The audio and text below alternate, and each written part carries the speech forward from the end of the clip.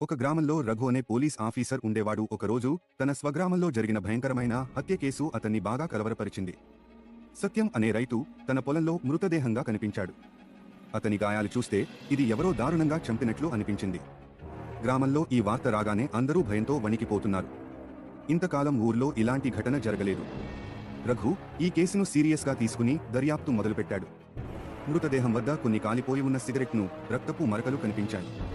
అయితే గ్రామస్తులు ఎవరూ పొగ తాగరని రఘు తెలుసుకున్నాడు. దీన్ని బట్టి ఇది ఎవరో గ్రామానికి బయట వ్యక్తి పని అని అనిపించింది. రఘు ఆ ఊర్లోని కొందరు వ్యక్తులను ప్రశ్నించాడు. సత్యం కుటుంబం కూడా హత్య వెనుక గల కారణం తెలియక భయపడుతోంది. కొందరు సత్యం పక్కింటి వ్యక్తితో వివాదం ఉన్నట్లు చెప్పుకున్నారు. ఆ వ్యక్తి సత్యంపై కోపంతో ఈ పని చేశాడా అని రఘు అనుమానం పడ్డాడు. ఇక మరిన్ని ఆధారాలు సేకరించడానికి రఘు రాత్రిళ్లు కూడా గ్రామంలో దర్యాప్తు చేస్తూ ఉండేవాడు. ఒక రాత్రి గ్రామ పక్కన ఉన్న చిన్న అరణ్యానికి వెళ్లిన రఘు అక్కడ ఒక వ్యక్తి ఉన్నట్లు గమనించాడు. అతను ఎవరో తెలియదు, కానీ రఘు అతని చూసి అనుమానం పెంచుకున్నాడు. కొన్ని రోజులు గడిచాక రఘు ఆ వ్యక్తిని పట్టుకోగలిగాడు. అతను పట్టుబడినప్పుడు అతని వద్ద సత్యం మృతదేహం దగ్గర కనిపించిన లాంటి సిగరెట్లు ఉన్నాయి. ఆ వ్యక్తి గ్రామంలో ఎవరికీ తెలియకుండా తన పాత కక్షను తీర్చుకోవడానికి సత్యాన్ని చంపినట్లు అంగీకరించాడు. రఘు తన దర్యాప్తుతో గ్రామంలోని భయాలను తొలగించాడు.